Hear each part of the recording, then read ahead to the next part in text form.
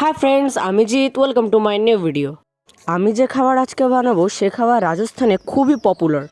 খাবারটির নাম পনির দো পেঁয়াজা। প্রথমে কড়াইতে ঘি দিয়ে ভালো করে নেড়ে চেড়ে নিতে হবে। তারপর সেই ঘিয়ের মধ্যে নিয়ে নিতে হবে পেঁয়াজ। পেঁয়াজগুলি যতক্ষণ না লাল লাল হচ্ছে ততক্ষণ পর্যন্ত ভেজেই যেতে হবে। আমিও এদিকে মায়ের হেল্প করার জন্য খুন্তি নিয়ে লেগে পড়েছি। তারপর পেঁয়াজ তুলে সেই তেলেই পনির ভেজে নিতে হবে ভালো করে। আপনারা দেখতে পাচ্ছেন যে পনিরগুলো লাল লাল করে ভেজে নেওয়া হয়ে গেছে। পনিরগুলো ভেজে নেওয়ার পর সেই তেলেই লবঙ্গ 6টি, দারচিনি 1টি, তেজপাতা 2টি, জায়ত্রী ফল 1টি, কালো মরিচ 5টি, এলাচ 4টি ও জিরে 1 চামচ, সরিষা 1 চামচ দিয়ে ভালো করে মাখাতে হবে। তার মধ্যে দিয়ে দিতে হবে আবার রসুন বাটা। তারপর প্রয়োজন মতো এর মধ্যে আলু দিয়ে নিতে হবে, যে যেমন পছন্দ করে আর কি। আলু দেওয়ার পর ভালো করে নাড়িয়ে চাড়িয়ে নিতে হবে। এদিকে পেঁয়াজ ও পনির রান্নায় যাওয়ার জন্য লাফাচ্ছে। এরপর আলুগুলিকে 10 মিনিটের জন্য ঢেকে রাখতে হবে।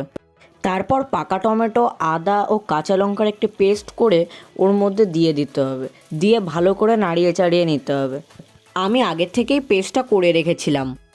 তারপর দিয়ে নিতে হবে স্বাদ অনুসারে লবণ। আবার 10 মিনিটের জন্য এটিকে ঢাকা দিয়ে রাখতে হবে। আপনারা দেখতেই পাচ্ছেন যে আলুগুলি এরই মধ্যে খুবই সুন্দরভাবে সেদ্ধ হয়ে গেছে। এরপর এরই মধ্যে দিতে হবে হলুদ, শুকনো লঙ্কা গুঁড়ো, ধনে গুঁড়ো, ওহ জিরে গুঁড়ো দেওয়ার কথা তো ভুলেই গেছে। এরপর মিক্সচারটাকে ভালো করে আবার মিক্স করে নিতে হবে। নাড়িয়ে চাড়িয়ে দেওয়ার পর এর মধ্যে দিতে হবে 250 গ্রাম ফ্যাটানো দই। তারপর আমাদের ভেজে রাখা পেঁয়াজ ও পনিরগুলো এর মধ্যে দিয়ে ভালো করে আবার মাখাতে হবে। এরপর এরই মধ্যে দিয়ে দিতে হবে জল। আমি এখানে 1 লিটার উষ্ণ জলের ব্যবহার করেছি। আপনি যদি আমাদের চ্যানেলে নতুন হয়ে থাকেন তাহলে লাইক করবেন এবং সাবস্ক্রাইব করবেন।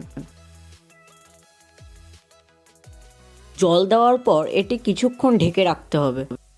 আপনারা দেখতেই পাচ্ছেন যে ঢাকার পর এটি দেখলে জিভে জল চলে আসছে। এরপর টেস্ট বাড়ানোর জন্য এর মধ্যে দিয়ে দিতে হবে কস্তুরি মেথি। আমি আরও এর সাথে ধনেপাতা অ্যাড করেছি। আমাদের রান্না কমপ্লিট।